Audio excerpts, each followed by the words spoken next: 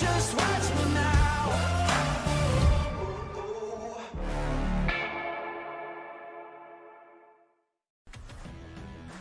Welcome to Up My Hockey with Jason Podolin, where we deconstruct the NHL journey, discuss what it takes to make it, and have a few laughs along the way.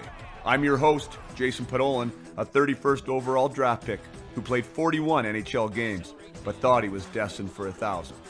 Learn from my story and those of my guests. This is a hockey podcast about reaching your potential. All right, welcome back or welcome to Up My Hockey with Jason Podolin. I am Jason Podolin, and today I have another amazing guest for you by the name of David Nemirovsky, or Nemo, as I more affectionately know him, due to our days in the Florida Panther organization. Nemo was 84th overall draft pick in the 4th round by Florida. Florida, a little trivia here for you, had 4 picks previous to Nemo that year. They had number 1 pick overall, which was Ed Jovanovski. Number 27 was Rhett Warner, a 700-game NHL defenseman. Myself went 31. Ryan Johnson, career 4th-line center with 700 games, and my first pro roommate went number 36, and then David went 84 in the 4th round. So David and I have had quite a history because we sort of grew up together in the Florida organization. We went to our rookie camps together. We went to our development camps together. We went to the pro camps together. We played on the Carolina Monarchs together and spent some time in Florida together. So David and I go way back. And David's career was quite lengthy. It was really long. He played 92 games, like I said, with Florida. He was up and down in the minors a little bit there. And then he went over to Finland and spent 3 seasons there, and I think 10 seasons in Russia in the KHL.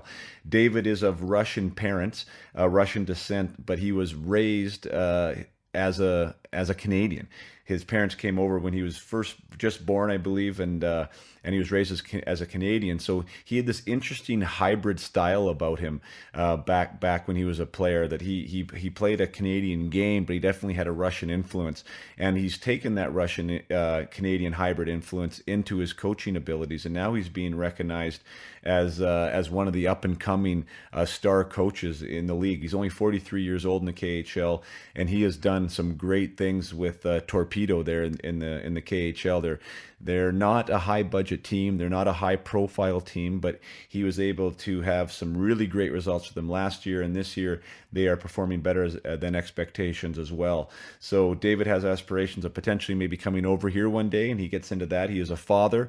He gets into that of a hockey player. So he is also raising a young hockey player himself while coaching a professional team. So David has a lot of great things to say. He was always a pensive guy, always a reflective guy, real thoughtful guy, and a smart individual, and you will definitely get that feeling from him throughout this interview. So I'm super happy to have him on. I'm glad he was able to spend some time with me and with us, and I'm grateful for the hour or so that we spent together. So without further ado, I bring you David Nemirovsky.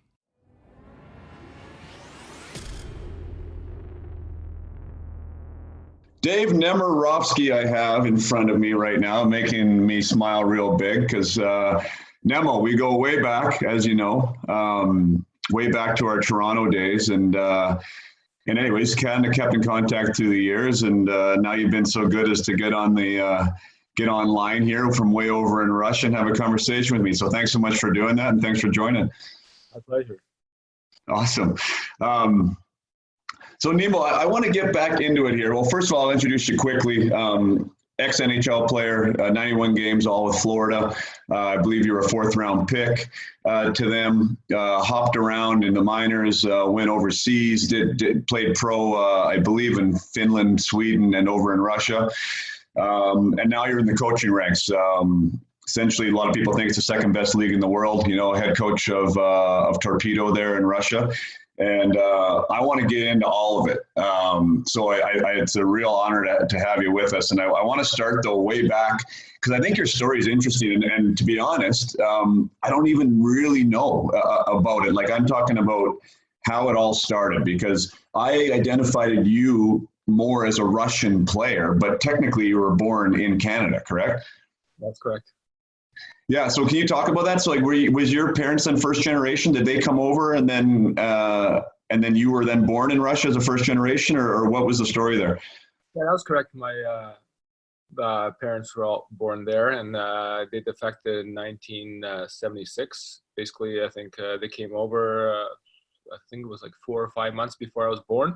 So my older brother, who was 2 years older, was born in Russia before we came over. So yeah, so technically, my whole family besides me was born in Canada. Wow, that's crazy. Or Russia, you mean? Yeah, your whole family other than you was born in Russia, right? And then I in doing some research on you for this, I read or heard that you didn't start speaking English till grade 1 when you went to school. Is that true? No, I mean, yeah, pretty much. My parents could only speak Russian, so it was just Russian in the house and Russian with the friends that came over. And obviously, just going to kindergarten, I would learn some English words, just as every kid would. But I think most kids probably learned a little bit more English at home before they started kindergarten. So yeah, it was a little bit different for me, but I think it was okay. English was always basically my first language anyways, because Russian was just the basic words that I learned. And then basically when I started going to school, learning English, then, later on learning French, Russian was in the back. So I really didn't say perfect my Russian or learn any Russian in school or formally. So I never really knew Russian until I basically came over here. Gotcha. Yeah, no, that's interesting. So was hockey a part of your family history then? Like, was your dad into hockey over in Russia? No, I think I came from a soccer family. So when they came over to Canada, my dad was a sports fan, so obviously he loved hockey too. So me and my brother, obviously growing up, being raised in Canada, it was just it's everywhere. So it was just our interest and my dad's interest that. We play a lot of sports, and me and my brother played a bunch of different sports, but hockey was our first love right away. We loved it and we wanted to play, and my dad helped us all with that. Awesome. And you were in the GTA, correct? Yes. Yeah, so for GTA, Greater Toronto area, which is a hockey hotbed for Canada, which is the center of the universe for the Toronto Maple Leafs. Were you a part of that whole culture? Were you a Leafs fan growing up? Yeah, I was part of the culture. I think every kid was sort of a Leafs fan on and off. But then I had other favorite teams. But I can't say I bounced. Actually, it was kind of weird. My favorite team growing up was the Hartford Whalers. So I wasn't. I wouldn't say I was against the Leafs. I say I wasn't a diehard Leaf fan, but I was a fan. I watched all their games. But I was more diehard for the Hartford Whalers because my favorite player, Ron Francis, played for them. So I was always following. That's awesome. Yeah, and that was my first NHL game was against the Hartford Whalers. So they got a special place in my heart too. I remember my first ever face-off. I was lined up against none other than Stu Grimson off a face-off back when he played there. So that was my welcome to the NHL. Hartford and Stu Grimson. No, that's cool because I also saw that you were influenced by the Soviet Red Army or traditional Russian hockey. You watched a lot of that growing up. Was that just because of your roots, essentially? Like, what drew you to that when you were actually growing up in Canada? Well, it's still coming from a Russian family and growing up in Canada, watching those Canada Cups and all that, and most of the close friends and relatives who were all still, cheering for Russia. So I was caught in the middle. I was, can't say I was cheering for either or, but it was, I got caught watching it. So I watched every game, and my dad became like a hockey fanatic when we came over, and my brother too. He was a little bit older than me, and they filmed every single game that Canada, Russia played and other games. So we had a pretty good collection of maybe about over 300 games international. So we always watch those things like over and over and over again. So it's kind of my, I guess, learning material. Right. Yeah, no, obviously that's before the days of YouTube and all the other stuff where you can watch anything whenever you want. So that was actually a real I can imagine how that was influential for you because at the time, I like your opinion on that, but I think the games were quite different at that time. You know, like the Canadian style of play was quite a bit different than the Russian style of play. I think they've melded over the years, and I think there's more of a hybrid approach now. But back then they're quite separate. Would you agree? Yeah, I agree. I think hockey evolves pretty fast, and I think once technology improved and the videos improved, I think everybody started learning from each other. You know, especially many of the countries like Sweden and Finland were kind of open, but I think in that terms, they started learning a lot from the Russians early on. A lot of Russians were defecting over there, being coaches, but you know, when it was still communism, it was kind of hard to go over. Once it started opening up, I think it started. The knowledge started spreading both ways, and then I think everybody learns from each other. And I think if you look at the Canadian game or the NHL game, I think it's just a hybrid of all different leagues, and they take the best of it all. And I think they've done a good job. Sure. What do you think at the time was something that drew you to the Russian style of game that you maybe embraced or adapted and put into your own personal game? I think just the puck possession, the combinations. You know, I think it was a part. It was pretty. It worked pretty good for them, you know. But you know, they were missing, I guess, the other part of the game, which the Canadians always showed. So it was. I think what you see now is probably a combination of both. Right. What do you think that the Russians were missing when you say the other part of the game? Because they definitely were, you know, I think Detroit emulated that a lot during their cup times, right? Where they were totally about keeping the puck. They were one of the first ones that would, you know, they would come back at the opponent's blue line to regroup again and to bring five guys up. And that was something that had never really been seen before in the North American game. So I think, I mean, they use that obviously to their advantage. They have the players that could do it as well. But what do you think was maybe missing when you said that they're maybe missing something from the Canadian game? I think it was just, yeah, again, you go back to the puck possession. I think that's what's key right now in the NHL, where everybody that says puck possession wins, right? If you dissect it, there's probably some stuff. I think, you know, growing up in Canada, you learn hockey way differently. You learn the competitiveness side, and you do everything to win. And I think that's we get from playing games. We play games since we're young, and we're taught to win and do everything to win. And in some ways it's good, but it teaches you that competitiveness and it ingrains it in you, right? So I think as in Europe, I think they play a lot less games, especially when they're younger. Even the pros, they only played, I think, was it 38 games. So imagine how much the younger kids played. They just practiced a lot. So they didn't really learn that game stuff. And I think that was probably the key thing in them. So I think that was part of it, and probably experience in playing those kind of key games. Because I think over here they, you know, I can't say it's the same, but it's a lot different. Back then, you always had like 2 or 3 teams that were just stacked, and you know, the Red Army and Dynamo, and basically, you know, if you go back to the history, it was they just took all the best players from all of Russia and they just put them on the team. And if you didn't want to play there, you were, I don't know how you say, you were sent to the army or something like that. So it was 2 teams really stacked. So out of the 38 games, how many games did you really have competition? So I think when it comes down to it, that's what Team Canada had. They had the NHL, and every game is competition there. It doesn't matter. I mean, and that's what made the team have way more experience in those kind of moments than Russia in those minutes.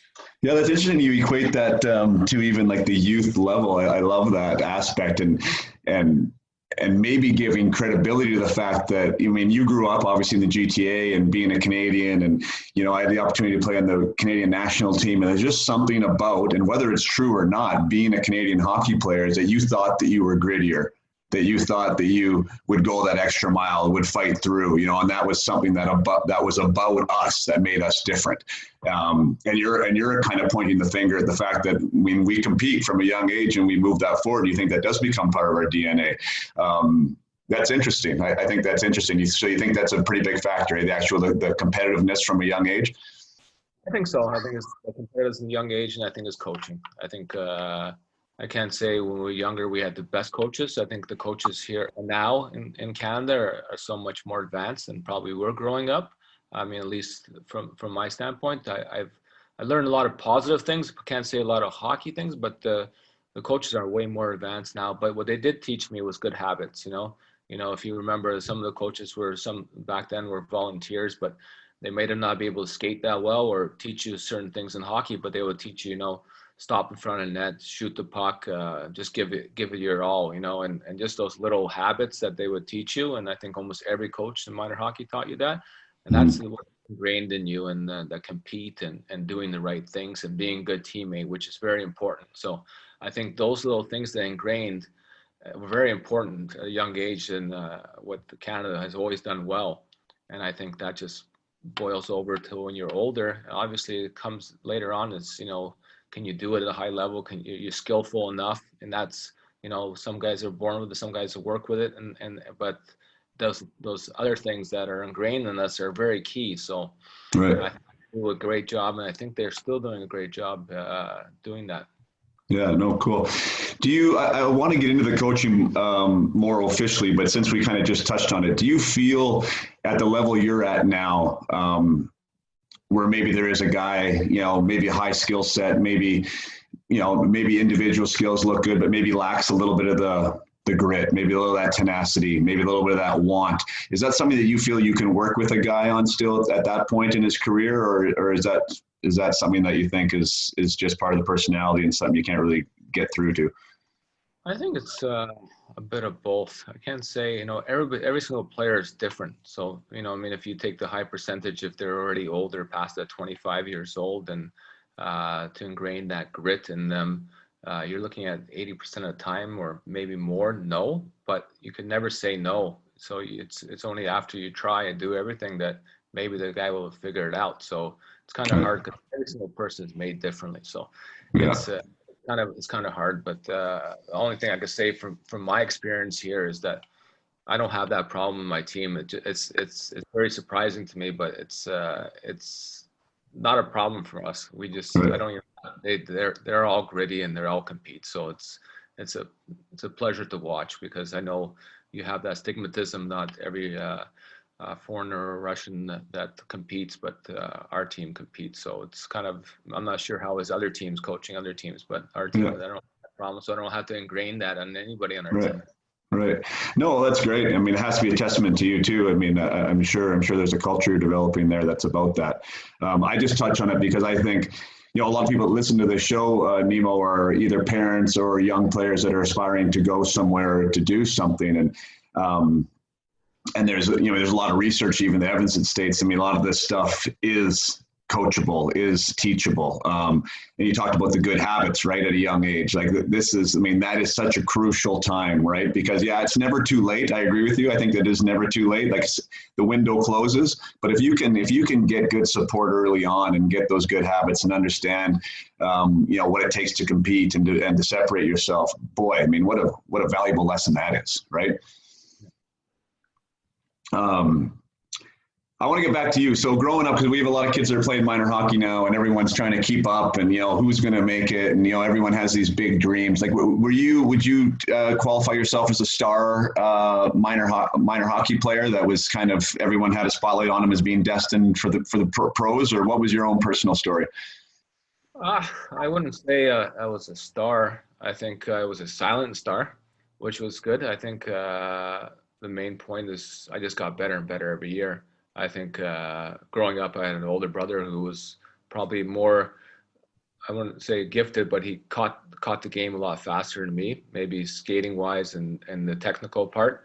But I think it's very important that you don't stay at one level and you just get better. I see that in some kids, the kids that just get a little better every year. Like those are the kids you really got to watch. And of course, there's some kids that are just really great from a young age, and depending on what you see in them, that will be the superstars.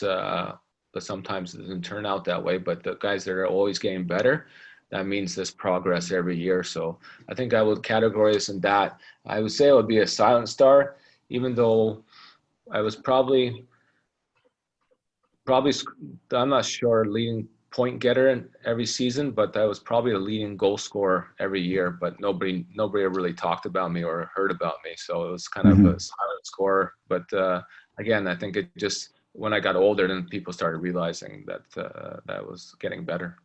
Do you remember at that age, like how was there a process for you to get better? Like were you pretty diligent about trying to improve, or was it more or less something that just or less came naturally?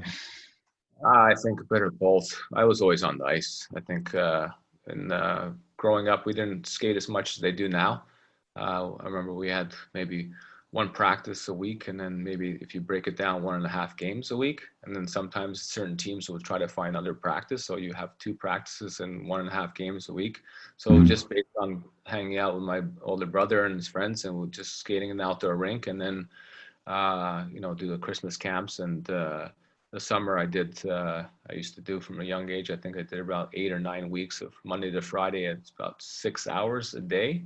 I think it was 4 in the morning and then 2 in the afternoon with a skating coach. So that was different. So that was probably, a big aspect of my development. How old were you when you were doing that, Nemo? I think I started when I was 7 doing that. I think 7, I don't think I did the full, went up and up. And I think maybe about when I was 10, I was doing the 8 weeks. 8 weeks. Do you remember liking that, like enjoying that time on the ice, working with the skating coach, 6 hours? Like that's for a lot of kids, I'm sure, and even a lot of parents might think, oh, this is going to be great, and then the kid doesn't like it. Like, is it okay not to like it if you didn't like it, or do you remember that being something positive you look forward to? No, I think I always liked it. I think just because you're around all the kids, there's a wide range of ages that were on the ice, and basically we're lined up by age. So I made a lot of friends and had a lot of fun, and I think it was maybe, if I look back, it was a lot. I wouldn't do that with my son now, put him through that. But in terms of that's what it sort of took at that time. And the coach was pretty hard coach and very aggressive and demanding. So sometimes it wasn't fun, but I can't say I never had fun on the ice. So as long as I'm on the ice, always had fun. So I can't say I enjoyed it 99 or 100% of the time, but I'd say 98 or 95. Right. No, I get it. An interesting thing I heard you say there was about the shinny, and I think personally, I think that's a really important part of the game that now is starting to be gone and leaving, because the kids are on the ice so much and everything is so structured, right? There's somebody telling you, these guys, what to do all the time. Obviously, instruction is good. If it's good instruction, it's nice to have some stuff set up, but I think some of the creativity is leaving, and some of just like that, the fun is leaving. How do you feel about that? Do you think there should be more room just for play? Yeah, I think so. Definitely. I don't know. I mean, I've talked about this a long time ago, and which way I dissected it was in shinny, you just played with a range of different people and different calibers, and when you're playing, just having fun. Bunch of guys are not structured, and they're just playing for fun. They might not play. They might have played before. Now they don't play. But when you're going a guy against, he has no idea what's going on. He doesn't know what to do. Usually with a guy, if you're going to show left, you're going to go right. But there's some guys that can't really skate will mess you up a little bit. So just doing that and playing with a wide range of talent, age group. I think that was pretty good in development. I think it was perfect. It was just something not normal. Yeah. As today, maybe you watch the skill development, they put it underneath the stick, they jump over the stick, but it's not a moving person, right? So It's better to beat a moving person, especially if it's not the norm, I guess. No, I agree. I mean, I totally agree with that. And the thing is, though, is like, how do you put that into practice? I mean, you said you're a dad now. How old's your son? He's 6. 6.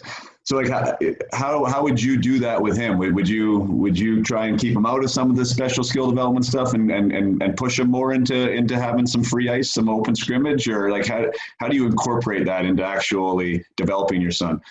Well, I think at this age, I think he's okay with that. I think he has a lot of fun. His coaches are great. He has fun with them and the players in the team. So he does all those, I say, those little drills with the sticks and underneath the thing, and he loves it.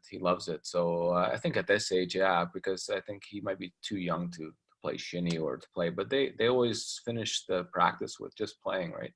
Yeah. So that's key. So that's basically their form of shinny. So Yeah. I think I'm really surprised. I think they're doing a really great job in minor hockey, because I think the kids love it, and they're just positive atmosphere, which is great for the kids. Yeah, that's awesome. So you, my youngest is 6 as well. So he's a first year novice. He's having a birthday right away. So I guess your son would be a first year novice as well then, right? 6? Yeah. I guess it's the first year of house league that they allow him to play. So they he started. So he's never played before or any team. So he started this year, and he went to house league, and then they took him to select. So he plays. So now instead of having just one game, one practice a week, he's got 2 games and 2 practices a week, which is great. And oh, he's a young Nemo following in your footsteps. Yeah, he loves it. He's asking for more. I just don't want to wear him out, because it's kind of funny. He always said that I'm never going to be a hockey player. I don't want to play hockey. So I said, okay, if you don't want to play hockey, and then all of a sudden, just being in the environment in Canada, now he's a hockey nerd. So it's kind of funny to see how it just flips in less than 2 years. Right. Yeah, no, good for him. How do you, what is your take on that? I have a lot of people ask me, what is too much, and at what age, or what's not enough. And there's different theories of thought out there. Like you read Carl Subban's book, and he was waking PK up at 10 o'clock at night when he was 6 to take him to public skating till 2 in the morning, whether he kind of wanted to or not, because he just felt that sometimes kids don't know what's best for them. And I think there's a lot of schools of thought out there. I mean, mine, I think I want my boys to be begging to go to the rink.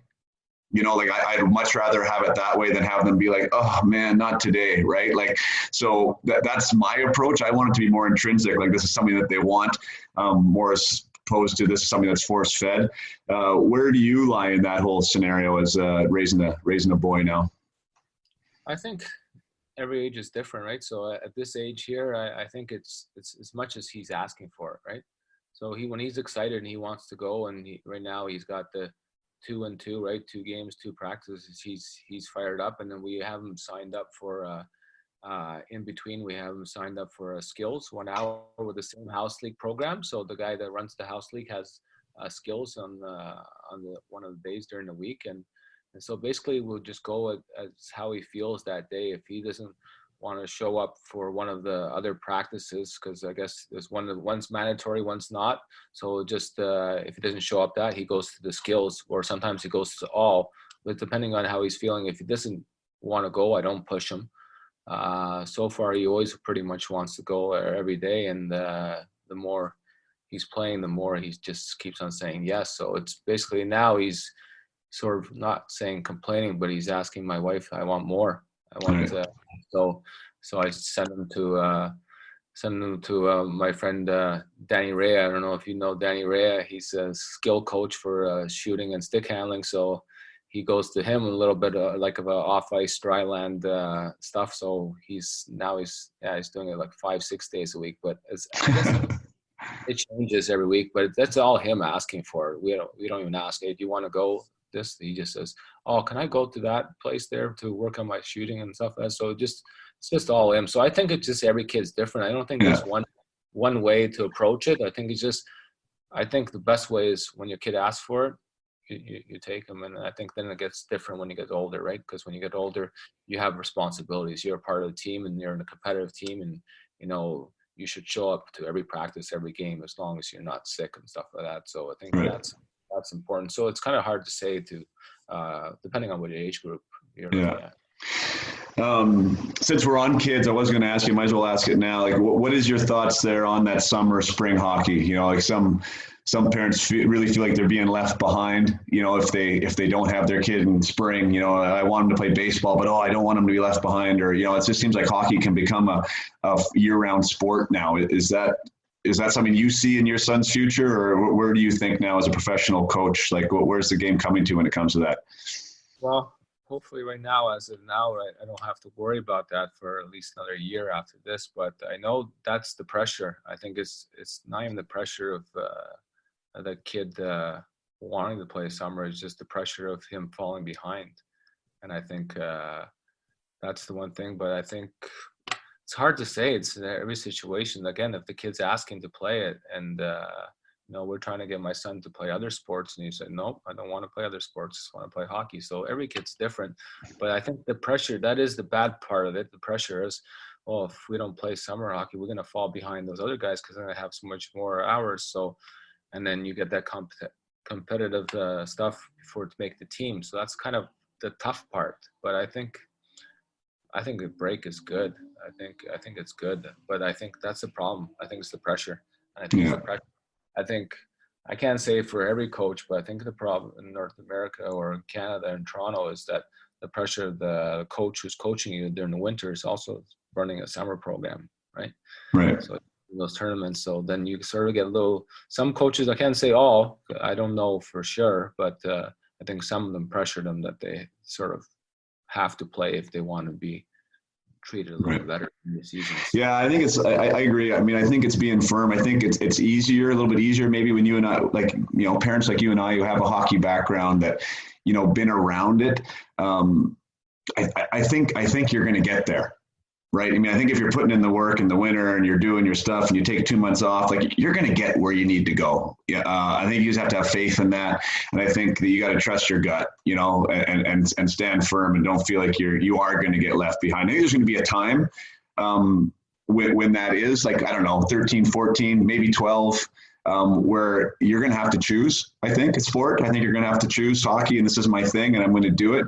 But if we're talking like 7, 8, 9, 10, 11-year-olds, for me, I think that's too early to think we got to do this all the time if we're going to get somewhere. I think, open up the horizons and be brave as a parent, and really encourage those other sports. That's my message. Yeah, I think that every parent, they don't want to see the kids struggle or lag behind. And I think the key point is if you do that and you decide to take him away from the summer hockey and not as much, then you got to be patient when the season starts or when practice starts, because he might be lagging behind, but he's going to catch up. Yeah. And if that's the part, I think people right away, the first practice, he's a little fall behind, and that's when the panic button starts. And I think you need to be patient, wait for a month, and then you'll see it's going to balance out. And it's and that's how it works. So I think the problem is you're always, as a parent, sometimes panic. Well, my son he's not as good as other kids right now. I should have put him in more hockey in the summer. But those kids that develop and are sponges, they'll catch up. Yeah. The other thing I'll add is, which I think is interesting, and sometimes parents don't think about it, is if they're not constantly told to be where they're supposed to be, like, okay, you have an ice session here, or you have a skills thing here, they're left to figure out something to do on their own, whether that be rollerblading or whether that be shooting pucks in the garage or slide boarding or something. And I think if you can encourage that development too, right, make that motivation more intrinsic about how am I going to get better, right? If I'm not in front of a coach with a whistle, that's a real good life skill too. I think not alone just being a hockey skill, right, but being a good life skill. And I think the less you can put that on them. Okay, what are you going to do today then? What are we going to do here to get better?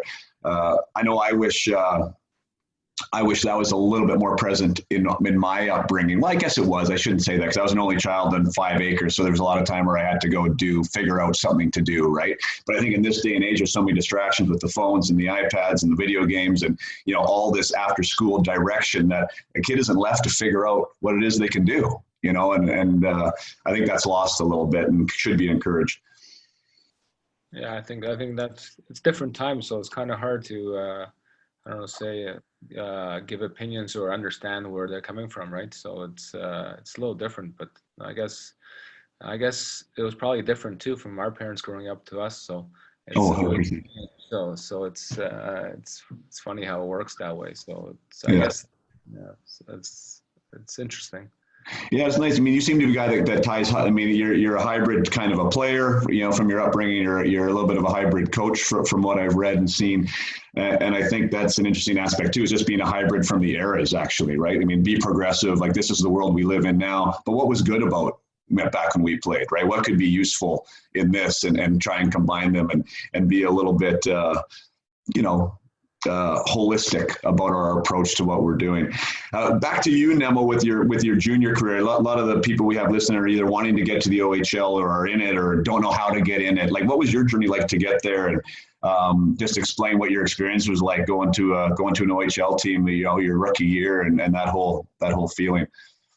Well, I think it was, when you're growing up in Toronto, you're always watching all those OHL games on TV. I guess it was the game of the week, and driving to some of the teams around Toronto, watching. And I remember growing up, going to Oshawa Generals game, watching the Lindros play and stuff. So it was always, a dream of the kid. Your first dream is to play in OHL, then obviously your end goal is the NHL. So it was exciting and nervous, and it was, I think, when you look back to it, junior was probably one of the best times growing up or your hockey career, because that's when everything's sort of pure and not a business, and you don't get paid, and you make so many close friends around your age group, and then when it gets to the pros, it becomes a little bit different. So it was a really good experience, I think. And it's kind of hard. I'm not sure what question you're asking, but I think it's a little different now growing up than when I was, in terms of making that decision of going to junior or college, because I think now they give you those college deals. So after your career is done in the OHL or the CHL, I guess, you get a college package, which is great. And I think that's unbelievable. It's something that wasn't around back then, and I think it makes the decision a lot easier what you want to do. To play the OHL, so you would recommend that that would be the route if you had to pick A or B, or again, I would assume it's individual. I mean, to the player as well, but. I think it's up to the individual, but when you look at the NCAA program, it's unbelievable. So it's a very tough choice. I think depending on how you're developing, and I think it's going to be a lot up, you have to make your decision up yourself, but I think it's parents might have to play a key role in that to see how the son is developing, because depending if you get drafted as underage and then you have the 2 years to sort of first year to get that experience under your belt, and then second year to perform. In my instance, I never had the underage. I didn't get drafted underage, so I only had that 1 year to perform before you draft, and how that works. If you don't get drafted, then you're sort of pushed back in the list, and that makes the life to the NHL a lot harder. So I think in that standpoint, NCAA is a great option too, because education is key. I think if you could come out of the university with the education and the way to develop the kids now in the NCAA, it's a tough decision. I think it's a really tough decision. I think it all depends on where you're at in your career. But if I would choose, I would probably choose, if I was making the decision for my son, which would be this decision when he gets older, but I would choose NCAA for him. I don't know. That's just my personal opinion. Right. Yeah, and it's interesting because you spoke so highly of your time in junior as one of the most pure times, right, of your hockey experience. I would say the same thing. I played 4 years in Spokane. At the time, it was definitely regarded as the best route to the NHL, right, to play major junior. If you had the opportunity, you would go. There's very few people, like I can think of Paul Correa as one of the only ones I actually had a chance to play with him in BC Junior League that was a high draft pick that chose college, right? Like usually the high picks were coming out of the major junior, and that was your route to the NHL. So it wasn't a serious consideration for me to go university. And I have no regrets with Spokane. Obviously, there was ups and downs, but there's some of my best friends still to this day were from that time in my life, right? Playing 3 years or 4 years in Spokane. But even in saying that, I would like to have tried college, or even now I would like to experience or have my son experience what that is. One of the interesting aspects, though, you touched on earlier, which I think is interesting, what I think is great about the college system is there is less games, right? You're spending more time actually practicing, working on your skills, working on your development. And whether that's good or bad, I guess, again, that depends on the player, right, and where they're at in their development. But you are sacrificing game exposure for practice time in that scenario. And you mentioned that sometimes guys need to have that competitiveness, those opportunities to develop that grit and those other things that are involved in being a hockey player. So there's definitely two sides of the spectrum there, whether NCAA or major junior. But I think either way now, which is nice, is it's super. I don't think there's a downside, right? I don't think you're going down. You go on major junior now, you're getting a scholarship after. Awesome, right? If you're going major junior, you're getting the university opportunity, education while you're there, and you still have a great opportunity to be a pro, right? So, where do you lie as far as so you had Brian Kilroy and Mark Hunter. I had the pleasure of playing for Mark Hunter. I'm talking about your coaches now in junior. Brian Kilroy is one of kind of a legend in OHL circles. I didn't know him personally, and sometimes legends precede themselves righteously, and sometimes it's not even a good indication. Do you think he deserves his place in hockey lore as being one of the greats? Well, I think so. His personality is one of a kind, and I think the way he coached the teams and how he was tough but fair, there was so much things I didn't know what to expect because I never met him until I came to camp, and you always thought he's good friends with Don Cherry and tough hockey, and he's just gonna make you run around and just hit everybody, and you don't know what to expect because you thought, and then when you get there, he's was totally different. He loved the guys that played, obviously he loved the guys that play hard, but loved the ones that were skilled because he was the skilled player too. So it was definitely one of the best experiences of my life playing for him, and it was fun. And I could say a lot of my coaching I do now, I learned from him. If you would say I learned from every coach I had, if I played a lot with that coach or if I didn't play that much ice time wise, I think I learned from everybody. I think I would be a fool if I didn't. But I would say my style, I think I learned probably the most percentages out of Brian Kilroy because I think he was ahead of his time. I think he was ahead of his time in the way he approached and had meetings and talked to the players because he had that thing about him. He could be tough and just give it to you. But at the end, he'll just, I don't know, give you a wink or a smile saying, you're better than that. Don't worry about it. Go out and show it, So it's kind of like, I don't want to say put you down, but just give it to you hard. And then at the end, make you relax. Because, when every time you get yelled at or something that your first reaction would be to tense up. And how is the person going to be tensed up going out next shift, right? So I think he had the ability to let the person know, tense him up, and then relax him right before he went out for next shift. And I think that was a big thing I learned from him, and it was kind of fun to see. Yeah, that's wild. That is the secret sauce right there, right? You can learn that as on an individual level, right? Like how to, whatever you want to call it, mental toughness, emotional management, whatever that case may be. But if you can have a coach that's actually interacting within that psychological element, right, of the game and assisting you instead of hurting you, that's pretty powerful, isn't it? Yeah, there was so many aspects to him because, besides just being a good hockey man and so knowledgeable with the game and knowing how to get the best of his players, but he was also one of the funniest person, man, you could meet. His one-liners were probably the best of all in hockey. So that was fun too, even when it was outside the game when there's no game or after practice. He loved the one-liners and he loved to chat it up. So it was he had so many aspects. I think he's even higher than people say about the legend. He's even bigger than that. So I think when people meet him, then they realize, this is a special person.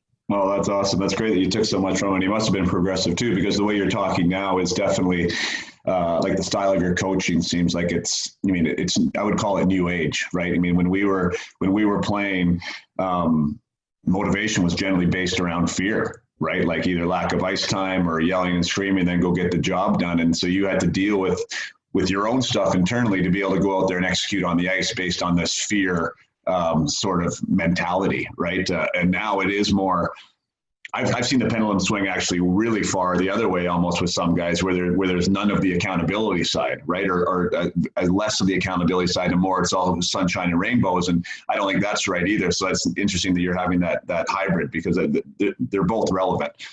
Yeah, I think there's all different moments and there's different mistakes players make, and some of the ones that people think that you should really rip into the players are the big obvious ones, and I mean, everybody knows what happened there. Mistakes happen. They don't need to be. It's self-explanatory. I mean, it's not something that you need to go and video and show in front of the whole team. It's not a tactical breakdown. It's just sometimes a mental error, and it's pretty obvious. I shouldn't do that. And the guy realizes right when he's, after he's done it. There's no point to go right after him, and sometimes my tactic would be I wait a little while just to make sure he understands and, gives him the look or say some words. And like I said, every situation is different. And I think every player is different because you try to figure out how each player ticks, right? I think it's a huge thing. Yeah, the personalities of that. And back when we played, it was more of I felt at least, I don't know what you think, it seemed like it was a blanket approach generally, right? Like the coach would have one way of doing it, and either you kind of resonated and responded or tried your best to figure that out, or else you were kind of on the outside looking in sometimes. Whereas I think like your aspect, and I think my aspect when I'm dealing with kids too, is how does this guy work? Right? How does this guy work? And how do I get the most out of this individual? Instead of just, spraying one philosophy out for everybody. Do you feel like you kind of, in your own personal playing days, did you ever feel like, God, I wish someone got me a little better, or I wish there was, I don't know if that's the right word to say wish, because I know that we all had a high level of accountability and we knew we had to come and play, but was there anyone that really resonated with you that you felt like, man, this is a good marriage, like I really enjoy playing for this guy? Yeah, like I said, Brian Kelly, obviously, Mark Hunter too. And there's some others. I think when it comes to the end, I think you got to keep yourself accountable. So I don't try to make excuses for stuff I did, but I guess if you look back at the communication, it wasn't the same level as it is now. I think the communication of organizations now, if you see that there's a whole group of people, there's a skill coach, there's all different coaches and management. There's a lot more people involved, and I think the communication is probably a lot higher than when we were playing in the NHL, and I think that's just the evolving of the game. And I think communication of what I needed to get better or do or stuff like that, and maybe more visual and stuff like that than just yelling at the person. You're yelling. First thing when you yell at someone, what's your first reaction? To close in. You're not absorbing anything. You know what I mean? And when you see something on the video, it's like, it's different ways, different approaches. And I think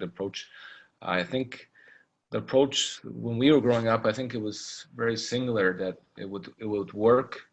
Not on everybody. I think the percentage would be a lot less than the approach they do now. I think the percentage is way higher that it's actually getting through players. So that's part of the evolving. I don't think there's anything wrong with the coaches back then. I think just the times. I think, some of them that are not coaching now, they're with coach now. I think maybe they'll evolve and they'll be the same way as most coaches are coaching right now. Yeah, I agree. You've touched on 2 points there. I want to make sure I write a note here because the yelling is something that I read in an interview that you talked about from the coaching aspect, and I want to get back to that. But you mentioned something that made me think of a story, and so we ended up playing for Al McAdam in St. John's, not together, but in the same year, ironically there. Because I was gone. I don't think we ever played this. We did. I think we ended up playing 10 games. 10. Right at the very end before I got traded, right? Yeah, that's right. So we ended up getting reunited there right at the end. And so Al, which and so he was a real quiet coach, right? Like he was pretty stoic, didn't say too much. and you talk about the communication. So funny, I mean, I really have nothing against Al. I mean, it was just one of these hockey stories, right? You say accountability, and that season was my best season as a pro. I scored 42 in the A, ended up getting 5 more in the I. Almost had a 50-goal season. It was the highest in the minors, right, out of any player. And I couldn't get on the ice with Al. There was a section of games where he just wasn't playing me on the power play, and he wasn't playing me. Like, if we were down 1 at the end of a game, like, he wasn't putting me on the ice, and it was just and he wasn't telling me anything, right? Like, there was no message, right? So I'm lost, right? And obviously, 22 or 23 years old and wanting to be in another league, right? Wanting to get ice time, wanting to perform. And I remember thinking, what am I going to do here? So I wrote like this 3 or 4 page letter to him, right, to my coach. I mean, I never had done that since or previously. And I thought it was like real vulnerable. And I'm like, all right, wrote this whole thing out about, whatever, kind of where I wanted to get to, why I felt it was relevant, like why I wanted to be on the ice, how I thought it would help the team, how I thought it would help me, and kind of like this scenario, and more or less asking why. And you know what his response was? To this day, I giggle now, but at the time it actually broke my heart. He gave me the letter back, like, I think it was maybe the next day. Let's say the next day, I don't even remember. Didn't say a word. Al McAdams, hand me the letter back. And he turned around, walked away. So I went and I opened up the letter, like this 4-page handwritten letter before computers and all that jazz. And all he did was circle I every time I used I. So like the message was, I guess he thought I was selfish. At least so that was like my communication, right? I'm like, so I'm too selfish of a player, I guess, right? But like even that, like it was brilliant by him. But for me, like it broke my heart, and I still didn't even really know what I was supposed to do, So I think like this day and age, obviously there'd be a meeting, I'm sure, like he would explain to me, I want you to work on this, or we need you to do this, or whatever, right? Like, I just remember being so lost that year, like that didn't leave me with any answers as a player. It kind of, it left me wondering more. Yeah, you wonder because you don't know for sure. Because I mean, I think Al was a pretty fair man, and he was didn't talk so much. But I think, I'm not sure. Maybe I'm wrong, but I think if you would go into the coach's room and talk to him,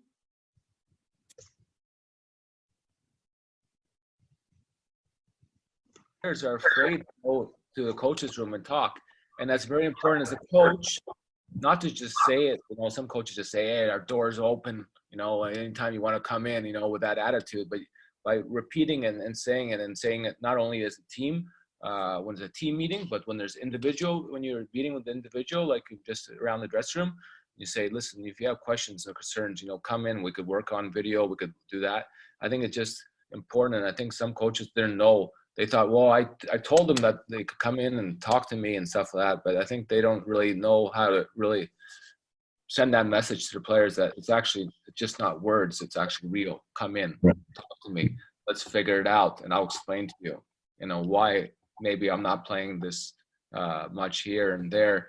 And I think, I'm not sure, maybe I'm wrong, but I think Al was pretty nice. He was different. Yeah, he was quiet and sometimes he'll show emotion, and he was highly intelligent, I think. And I don't know. I don't know his reasons, because I probably had sometimes that with him, but I didn't really feel that I respected him. I thought he was a great man and good coach, but I never felt that I could probably go into the coach's room and talk to him. Right. Yeah, no, exactly.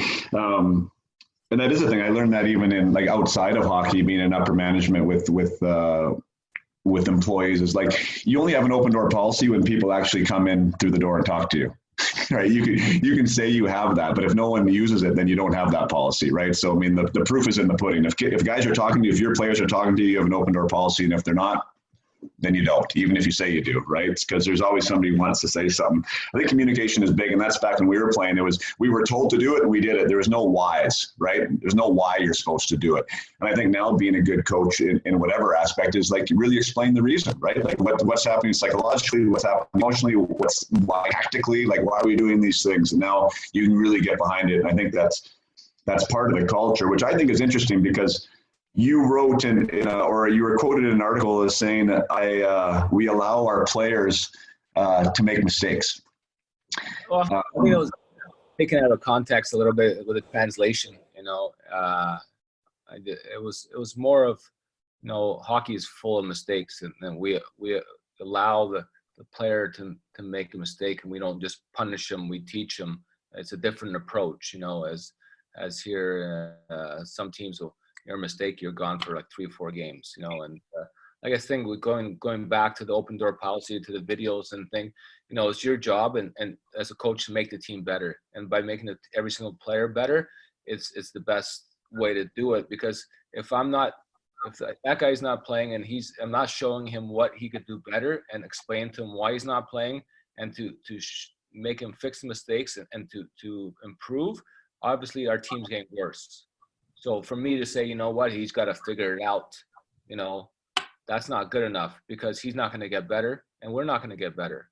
And so it's my job to make him understand and work with him and stuff like that. And I think that's very important. And then just, he'll figure it out. If he doesn't figure it out, he won't play. But right. I think every player is important. And I think that's your job as a coach, not to let the player figure it out. I'm saying there's always different scenarios, but your job is to get the point across and to make him better, to make every player better. Because if you do that, then your team will exceed expectation.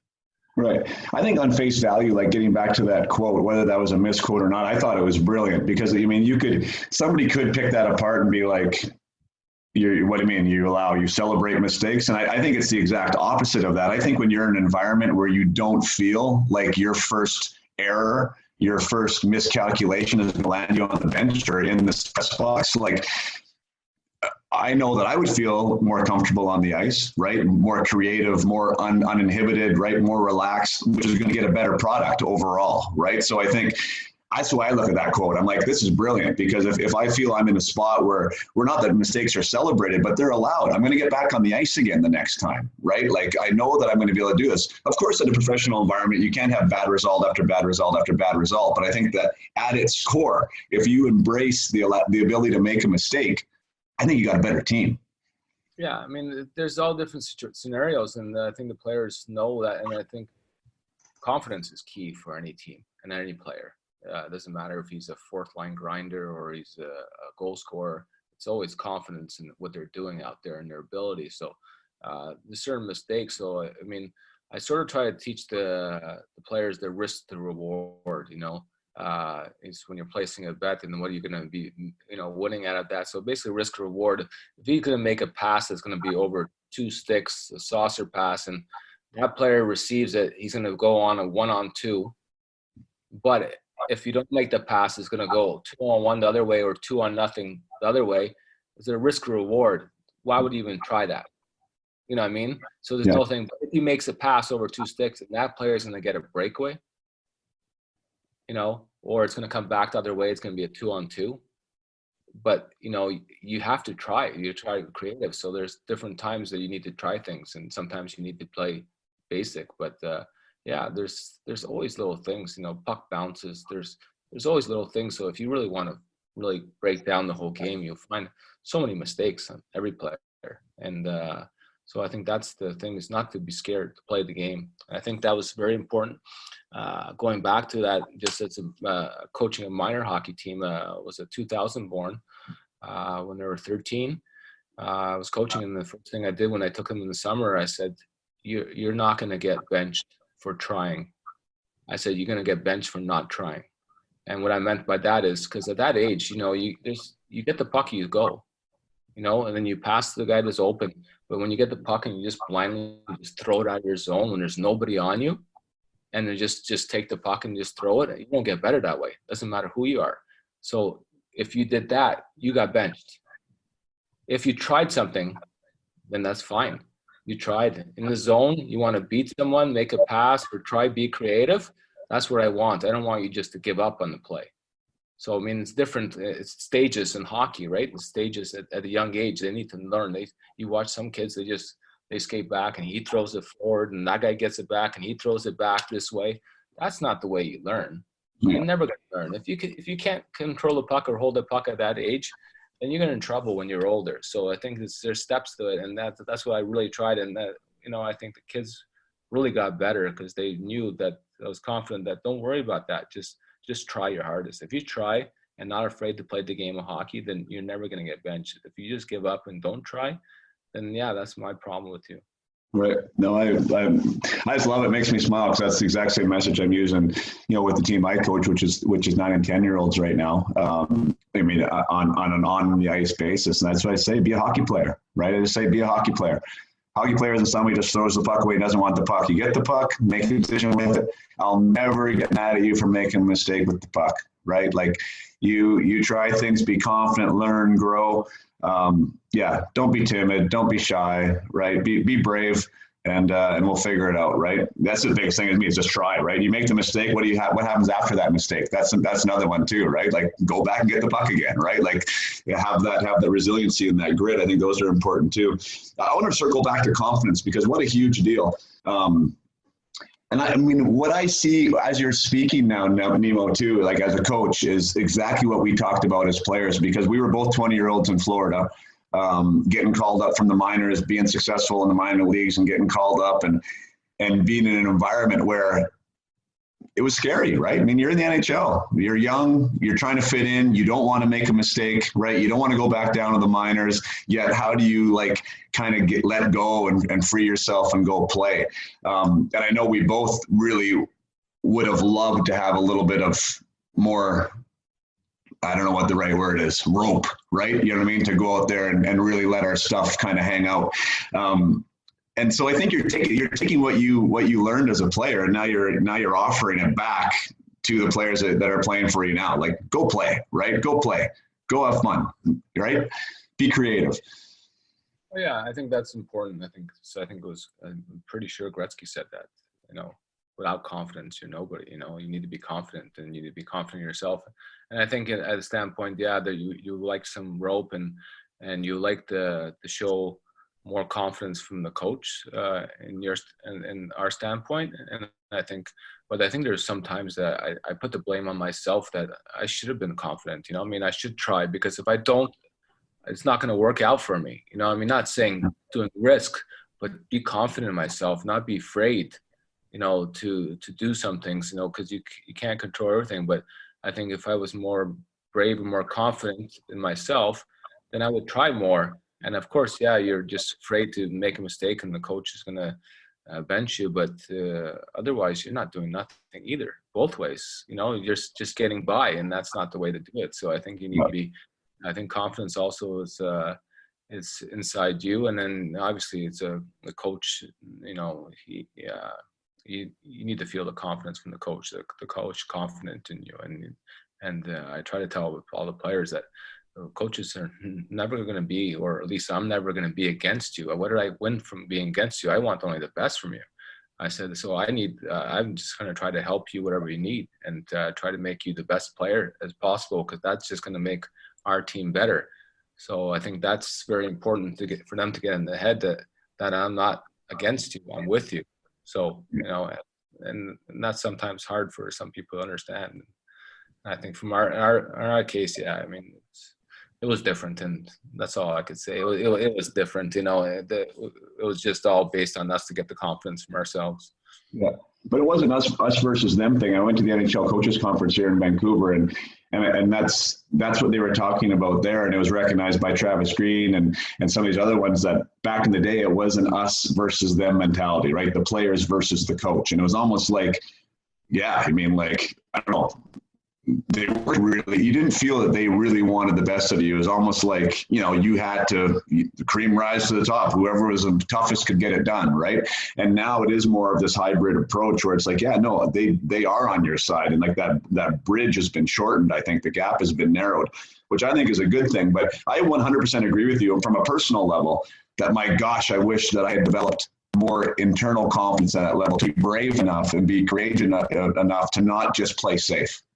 Yeah. To go play, right? To go play. And I do think that's an internal thing. And I know it is now, because of all the reading and all the training and all the stuff I've done after hockey, which is one of the reasons why I'm even on this interview with you right now, is because it is something that you can cultivate and you can learn and you can grow, right?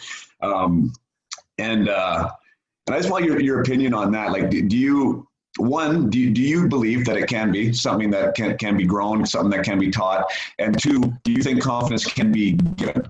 Do you think a coach can give you confidence? I think a coach could give you confidence. I think a coach could take away confidence too. I think there's a balance. I think it's that's very key, but it's kind of hard to say 100% of the time. I think, like I said, every individual is so much different, and I think most of the time is confidence could be given from both sides. I think it's sometimes it depends on the percentage. I think if the player is not so confident in himself, so a lot of the confidence should be coming from the coach to show him, that he's doing a good job, and here's what he could do better, but he's actually doing a better job than he thinks. So that's going to obviously shift his confidence a little bit higher, and I think that's and I think it plays both ways too. I think that sometimes you could be overconfident, and the coach has to not take that confidence away, but maybe just dial it down just a very little. We're talking really small, but yeah, I think it's important. I think just environment. I think confidence is also based on a positive environment around the team. I think that's key too. I think when it's a negative environment or negative group or moments, I think that's what probably takes away a lot of confidence, not only in the player but in the team. So I think that's one of the bad things. So I think if it's a positive environment, then that'll breed confidence. I think if it's negative, I think it will. Some people maybe it won't affect, but a lot probably will. Right. Yeah, I mean, I read quite a bit and listened to Mike Babcock speak, which, I mean, I don't want to date this podcast, but he just got let go recently. But one of the best, I mean, whether it was the right decision from Toronto or not right now, I mean, we won't debate that right now, but I think it's tough not to argue that Mike has proved himself to be one of the best coaches in the league for a while. And he speaks about confidence as being something that's internal, that you earn, right? That you earn from this process of improvement and committing to this process that then gets you results, right? So you get this little improvement, then you get results, and you get more confidence, and you continue to go on this scenario. And not that I never really heard him say that confidence can't be given, but he was really speaking about it more from an internal standpoint, which I agree. But I do agree with you too, that there is a time where sometimes you just need someone to tell you, hey man, I believe in you. Yeah. Hey man, like you got what it takes, and now go out there and show me, right? And like that can be the wellspring for the right athlete at the right time. So I do think there's a place for it to come from your environment, from the external. But if you can walk into an environment with that confident feeling of like, yeah, I belong here, I'm supposed to be here, right? Like that really goes a long way as well. Yeah, I think that's important. But I think everything is just not one way of getting the confidence. I think there's so many different aspects, and I believe it's in many aspects of life. I think even in what kind of food you should eat and what way you should go, which diet you do. And I hate the word diet. I just think it's just I think it's just a little bit of everything is the best, and that's how everything. I think there's different ways of getting confidence, and I believe, yeah, I agree with Mike that confidence partially is earned too.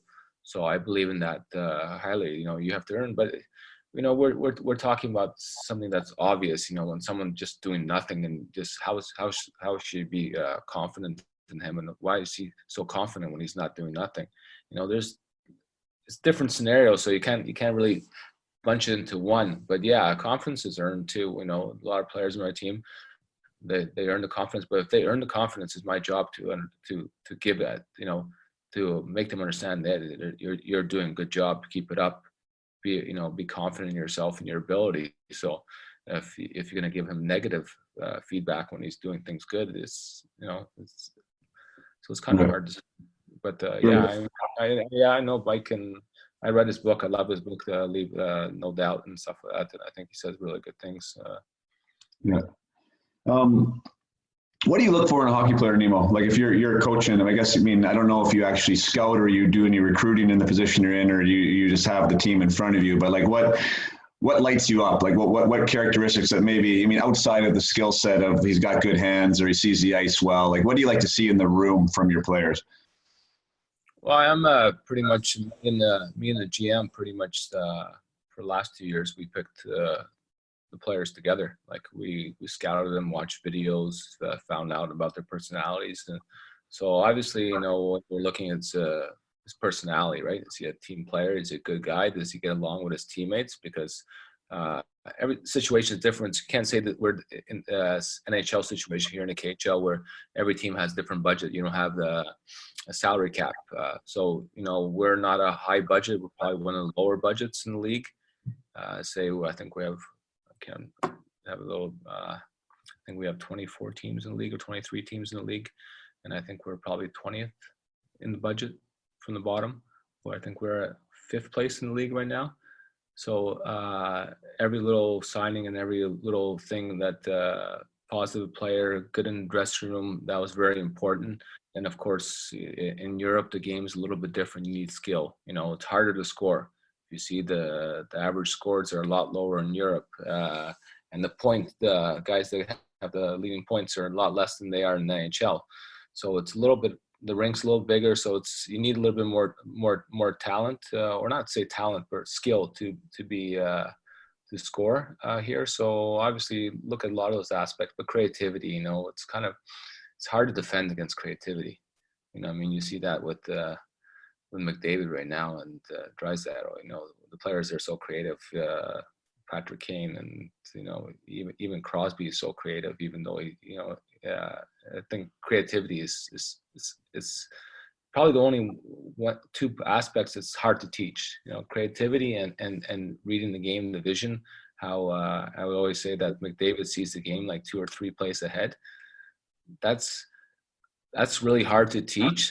It's thing, but I think there's ways to teach it. And I've been working on it myself a little bit, and trying to study and reading books about it, because I think I'm not sure if everybody could develop it, but I think a lot of people that don't have it may be able to develop it, which would be really key in hockey and other sports. That's a super interesting concept. Mike Sullivan from Pittsburgh at the coaches conference, he said that mindset is the next frontier in professional sports. So he said essentially in hockey, his position was, we've kind of mastered the physical element, right? With we touched on the diet and the off-ice training and the skill development, and like this, the curve on that has been crazy, and everyone's pretty dialed in, all the teams. But he's talking about like that next aspect is like what's happening between the years, and how do we get the next level out of our athletes. And you're speaking about creativity, which is definitely a mental component. And how are you embracing that? What's your take on how to promote that? There's certain ways, I think show video of where the player might be looking. I think I keep on working on it a little bit. I can't say I work on it a lot because it's kind of experimental, so I don't really want to experiment with the team. It's a professional team. But there is sometimes I would throw a drill in there to experiment with them. And I think a perfect example, a couple of days ago, we worked on a drill where you do a regroup. So the puck everybody's inside the blue line, and then you have the 2D are pretty ahead, and I place the puck to the far blue line, so the defenseman skates up to the puck, and then we have three players attacking the other way, and then 2 defensemen. So when he's skating in there, I make the defenseman choose a player. So they got to choose one player from that line. So when that defenseman picks up the puck, he's got a split second to react, who's open, and give him the breakaway pass. So just working on that, and then they go in, take a shot, and then the whistle, we get another puck, and they do a normal 3-on-2. So it's kind of abnormal 3-on-2 regroup, and then their normal 3-on-2 group. And I think little things like that, making them recognize who's open fast and making their brain think, and teaching them maybe to look over his shoulder, see where the player is cheating to which player. So I think little things like that, but there's other things. There's stuff out there. I think there's a place in Toronto called Mind Gym that a lot of NHL teams are using now. I think there's little things, and I had a good conversation with I believe her name was Shapiro, who runs that clinic there. And was that Brent Shapiro? Yeah. I had a long meeting with her, a really good talk, and we talked about that. And I was talking to her about some other lady that was, I think it was out of Australia, who was working on that stuff too. So it's kind of kind of important, but I think there's ways to do it. I'm not sure we're there yet, but it'll be very important to see if we could. It's sort of a creativity and sort of reading the game Yeah. ahead of time. So Yeah, Brenly works with the Phoenix Coyotes there. I know in their development, kind of a sports psychologist sort of ish role. Yeah, no, really, there's going to be some breakthroughs, I think, for sure. And I think the mind, that aspect of the mind, and whether that's even how we practice, right? Like pushing through those comfort zones, right? Getting guys outside of their normal, outside of their comfort to create that those new connections in the brain. Like there's all kinds of awesome stuff that's happening there, and it's awesome that you're on the forefront of that too, because I do think, yeah, it's a professional team, but you always want to be getting better, right? How are you getting better? I mean, sometimes it does take experimentation. It takes being brave there. I just want to circle back a little bit on when you said you're identifying players, right, on a limited budget. I think this goes right down through the ranks. I mean, you have players that are the real skilled players. Let's say the guys that are at the top of the point board. My wife can go into a hockey rink and probably pick the best player on the ice. I don't think that's hard to do, right? But what is hard to do is to find out those intangibles on the 6th, 7th, 8th guy, right? Like, well, how is this guy going to be? And when you mention, is he a good teammate? Is he a hard worker? Is he this? Is he that? Like, where do you place that on your hierarchy of hockey traits? Like, do you put a lot of credibility into those off ice sort of traits? Yeah, I think so. I think I have to. Just in the situation, I have to. I think it's important. I probably wouldn't put it so high, maybe 5-10 years ago. But I think it's very important. But again, it's if you could find the skill and the mindset like that, would you say it's thing? And I think we got really lucky. Me and the GM here, we see the game pretty similar, and we did a lot of scouting. I think we found a lot of players that are really highly skilled and good, hardworking players that were just underrated. But now they're not. I think it just, you give them the chance, install the confidence, and then it's a different player, and they're like, And I always say I don't make anybody; they make themselves. All these players, they say, well, he's really good with you right now. Now he's on the national team. He's a star player in the league. He's one of the leading scorers. I said, it's his decision to make himself. Nobody makes anybody. You make yourself. Obviously, you get some help. And so the only thing is I give him a chance, install confidence. But again, he earned the confidence, how Mike Babcock would say, right? So there's points where I give the confidence, and then he earned the confidence. And I think that's very important that the player, takes a lot of the credit, because it's in him to change little things to make him better. And I think it's kind of hard to talk about my team, because it's there's so many different aspects. The players are very creative, and they're different ways of creativity. So it's like we were just on the bus today with my assistant coach, played in NHL a long time, seven-time All-Star, Sandis Ozelinj. He's my D coach. And we're talking, and we break down other teams, and we break down their systems, and we watch video, and then we show it to the players. And I was like saying, how does other teams break down us? Like, how do they break down us? Because I'm curious, because I can't break down us when we have the puck in the zone, or we're going into the zone. We have set plays, but we leave it up to creativity. And like, how do you defend it? And it comes, we could do it through like power, skill. Our lines have a little bit of everything. So it's like, okay, it comes this way, next shift is coming that way. And it's fun to watch. And it was curious. We were talking about it, and then he was like, we need to find out how other team sort of breaks us down, because we don't know how we would break it down, because I know how I break down other teams. I watch it. But in this standpoint, and that's why we're 20th in the league in budget. We're number 1 in the league in goals for. The other teams have 5 times more budget, 6 times more budget. They have like 3 players that are probably more than the whole team budget.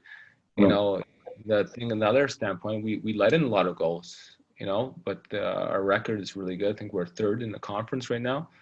We're on par or same points as Ska, who's probably, it's crazy, but it's fun to watch. No, I believe it. Yeah, I'd love to be able to see some tape. What an awesome opportunity to work with Sandus. How did that connection go, and what have you been able to learn from him and his amazing NHL career? Well, I think he came in sort of halfway last year.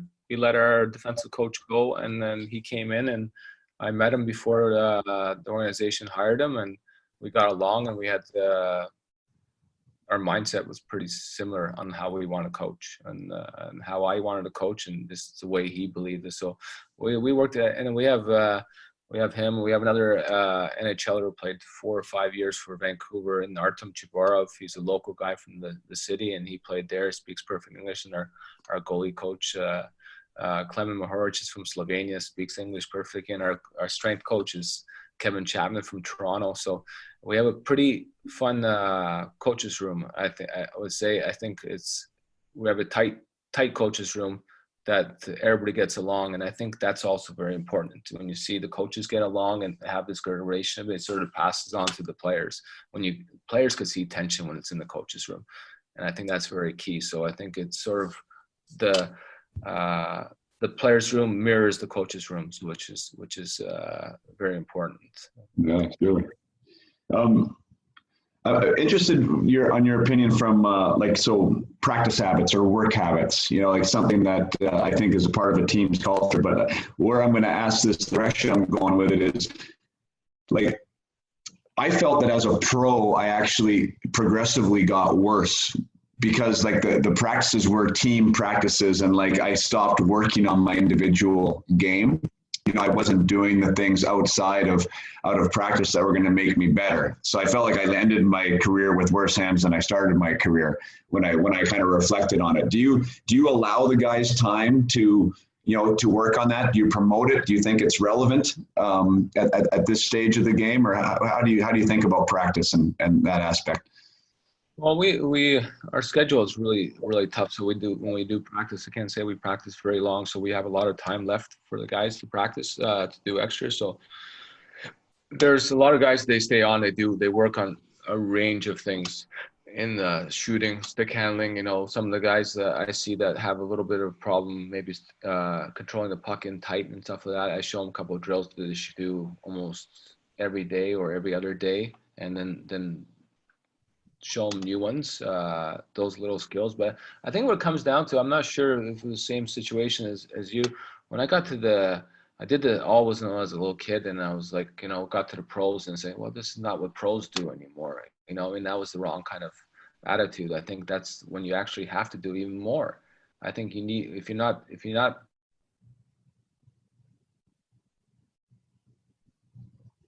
I think everybody should keep working on their skating. Doesn't matter how old you are. I think you get better. You get better skating. I think you see it now. A lot of NHL'ers, they're working on their edges. I think Crosby, in the last couple of years, still working on his edge work and his skating. And I think that's what's changed a little bit since we were growing up. I think they didn't really think, and I think the NHL teams are doing a great job. I think they realize that, and I think a lot of players realize that, and I think a lot of players do a lot of the skill work in the summer, which they never did before. And right. I think that's what changed, and I think it's important. I think all that stuff is very important that they keep it up and they do it. Yeah. And there's nothing such thing as a pro drill or a kids drill. 100%. I tell my guys that right now. I mean, a lot of the stuff, well, not a lot, some of the stuff that I do with them, like Crosby does, we did in Florida, that a 9-year-old can do, right? And so I think there's a connection there that, hockey development's hockey development. You just have to have, essentially a relentless approach to get better, right? That you've never arrived. You're not there. It's not like, here I am, I don't need to do anything else. So you got to keep going no matter what age you are. And we, like you said, I think we both sort of had that a little bit, we had the stuff with Lindy Ruff, or we do some stuff afterwards, but it was just, I don't know, the culture wasn't quite the same, I guess. I talked to some guys that had, that were around a guy like Rod Brindamore, for instance. It was my gosh, if you ever felt you could go home after practice, no, you couldn't, because he was still there in the weight room doing something, or he was on the ice doing something, and I think when you're surrounded by guys like that, or you have a team, like you said, that does that after practice, everybody's out there working on their craft. It's what you do. You don't know any different, right? Yeah. With my team, I have the other problem. I got to kick them off. Right. So it's sometimes even especially on game days, it's like I tell them, here's the time. I want everybody off, and I just sometimes I would leave early, but now I stay and I start blowing the whistle like little kids to get them off. When we have in between games or practices, we practice and I give them time to think, but then it goes to a point that you're just doing nothing and you're just gonna kill yourself for the next day of practice or Right. or they need to get into the gym to do the workouts. Yeah, that's awesome though, Nemo. What a great problem to have, right? The guys are obviously enjoying themselves. They enjoy each other, right? They're not running out of there to go do whatever. So I think that's a testament to what you got building, what you're building there. I think that's key. The way you build it, the mindset. It's like I don't have to make them work. They just work. Yeah. They just work. It just I don't know. Maybe I just got lucky because it just makes the game so much easier and coaching so much easier when you don't have to really yell at them to work because they just work. They do it. They do it, and so that's the fun part, I think. Can you really say that they just showed up day one and everyone was just the hardest working? You had the hardest working team from day one. There's nothing that you had, nothing you said, nothing at all. It's just organic. I think so. Maybe it's the environment that you put them in. But yeah, they just work. And maybe we just got lucky with a great bunch of kids that just work hard. Oh, good for you. I mean, that's very humble of you. I'm sure there's something going on there that you and Sandus have got going on that's nurturing this type of environment. But that's good. I mean, it is about the players at the end of the day, right? I mean, the coaches can do so much, but the players got to play, and they do deserve the credit. There's one name on your roster that, I mean, if you're comfortable talking about him, because I think he has an interesting story, and that's Ty Ratty. I mean, he's from out west here, so I know a little bit about him. He was a second overall Bantam draft pick, like blew it out of the water in the WHL, like crushed it in Portland, high draft pick, and then just kind of never got it going in the NHL. And now he's with you. Like, what do you see in Ty, and what do you even know him well enough at this point? He's only been with you a little while, but I think he's an interesting story. Yeah, he's been with us for a little bit now because he started with a different team, and then it didn't work out there, and we picked him up. We have 3 kids from out west, right? So we have Howden and Genoway. So we have 3 Western boys, and then we have 1 Ontario boy, and American, and a Swede. But so Ty, you can see he's highly skilled. And there's with him, he's just got better since day one. He's just getting better and better, and I wouldn't say it's fast, but it's gradual. So I think what he's playing right now, I think he's playing great, but I think he has more in him. Maybe that's what the story is with him But we've had a couple of sit downs when he just came, and he just told me what he wants in his hockey career and stuff like that. And I said, well, I gave it to him straight. This is what you have to do, and whatever you need to get it done, I will help you. And I think he's gradually working on those little things. So I think his end goal is maybe to go back to the NHL. And I said, then work starts now. You know what I mean? And if that's his goal, it's just going to make our team better. If your goal is that you're content to stay in Europe, rest of your thing is sometimes it takes a stronger person. Because there's the competitive person, there's all different kind of hockey players are all different kind of breeds, right? So if that's his end goal, that's just going to make him a better player. It's going to make our team a lot better player. So we're working on that with him to gradually get him better and to be the best he could be this year. That will give him a chance, maybe with some interest back home. Awesome. Yeah, I mean, you hit the nail on the head with him saying that he's highly skilled. I don't think anyone has ever said he isn't. What are you working on with him? I assume it's like off ice stuff, maybe mindset stuff that's gonna take him to the next level. Yeah, I can't say I'm working too much mindset with him, but I think it's just more. I think our strength coach is great. He's not out of shape. He's not weak, but you could always get stronger. And I think just little aspects, little things you could do in every single aspect of your game could make you the better player. And I think just working on that, he's deceptive skater, right? People don't really recognize how fast he's moving. He's really deceptive, but there's sometimes that he could work on. He could get faster. I think just like every little thing he could do, his shot get off a little faster. It could be a little bit crisper. So it's just like, he's just there. He just needs to get all those little aspects better. And then, I think that's where you're looking at, just to get, there's not one little thing, okay, you just got to have this better and then he's there. I think just a little bit of everything that will give him a better chance to maybe have a better shot next time.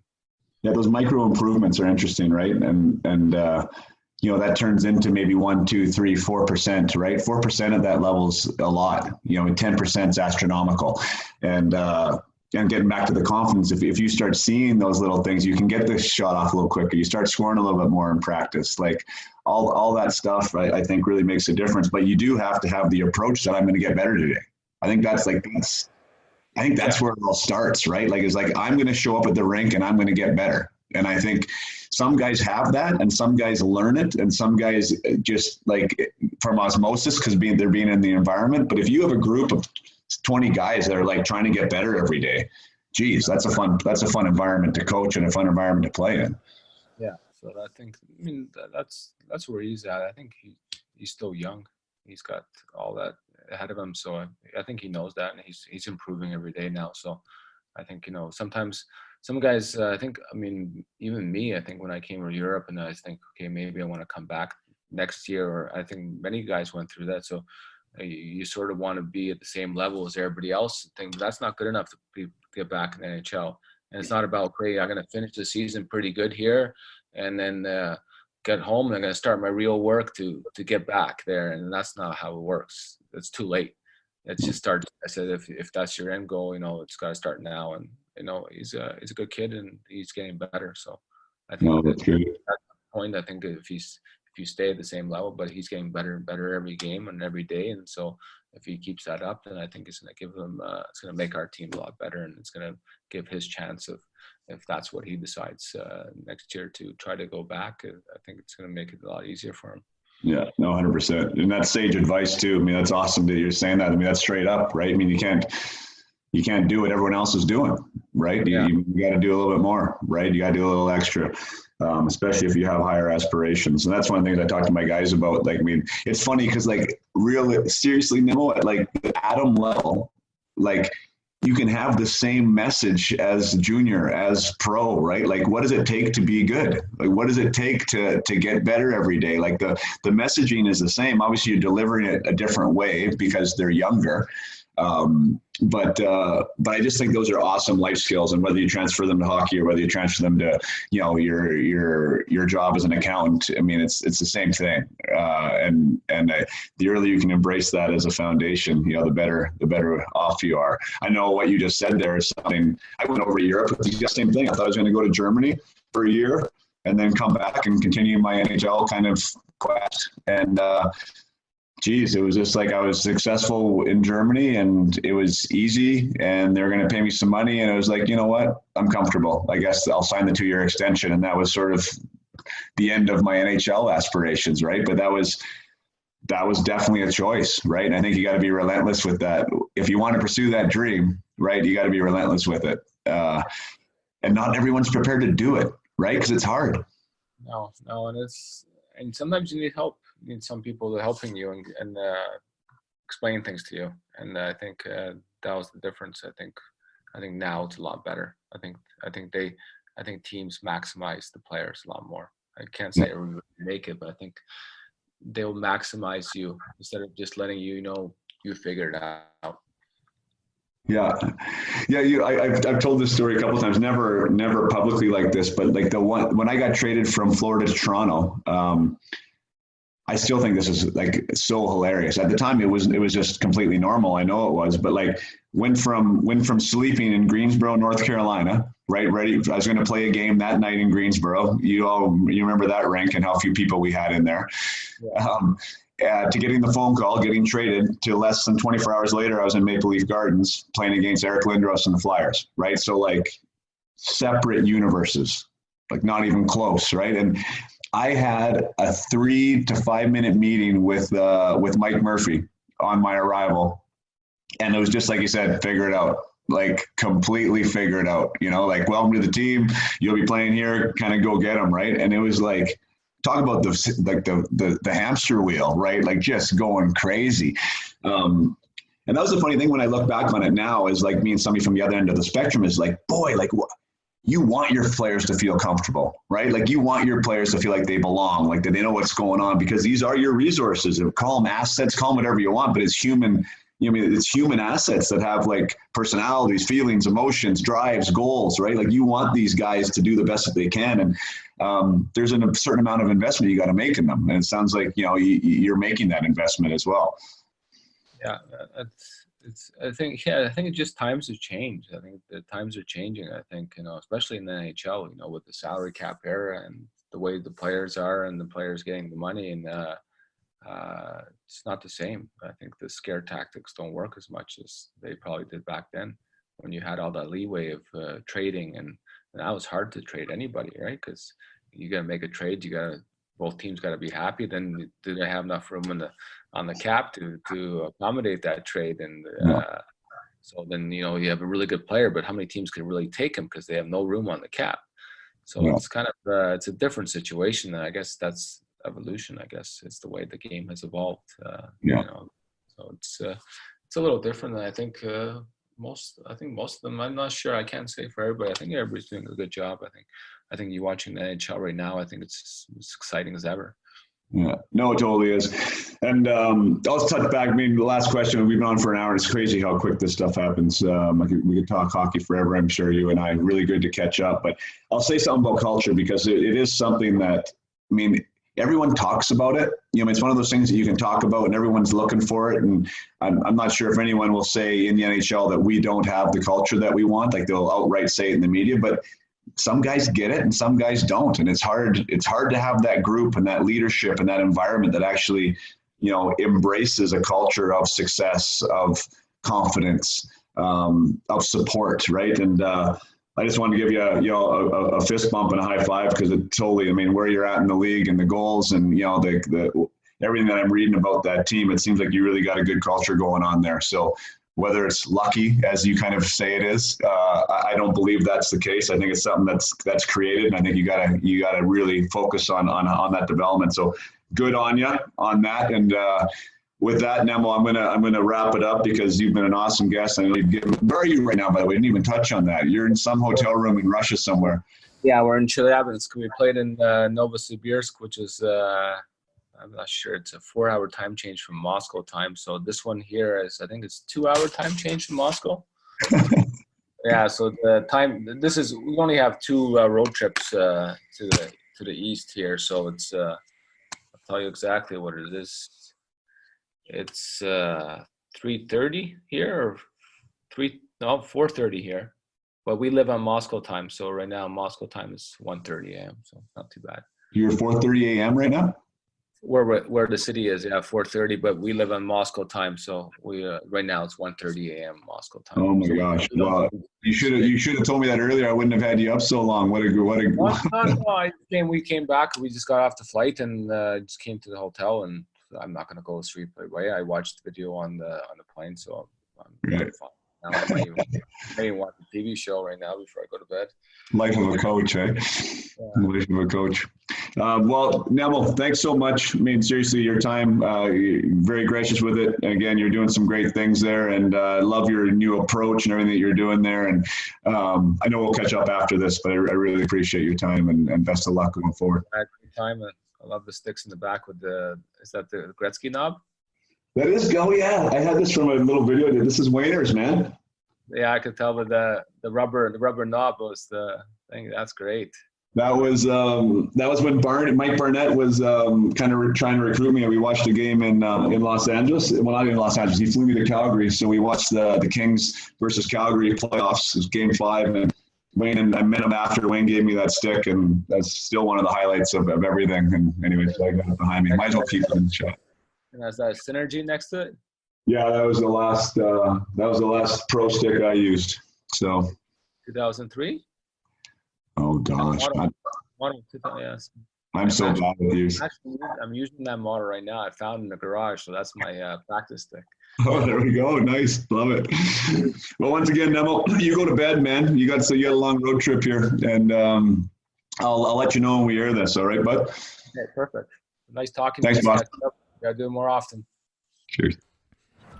All right. Thank you so much for joining us today and listening to that interview with Mr. Nemirovsky. Nemo, thanks again. If you listen to this, that was great. I want to thank everybody who has continued to listen here. The newer episodes that are going to be released are using the microphone you're hearing right now. The previous ones, like I recorded with David that you just heard, did not have this microphone and did not have any type of requirements from my guests. So as you learn anything new, things evolve. So the upcoming episodes have a better audio that I'm much happier with, but the quality of the interviews and the value there, I still wanted to release my old interviews. So thank you so much for listening to them. The audio will be getting better, I promise. So thanks for sticking with me. And please enjoy what we have. And if you enjoy what we have, please subscribe and share and like. That's the only way to grow this thing, and that is my desire, is to get this into young people's ears, young athletes' ears and minds, into parents' ears and minds, and into coaches' ears and minds, so we can arm our athletes with the best information possible to make them the best athletes that they can be. So thanks again, and until next time, this is Jason Podolin with Up My Hockey. Have a great day.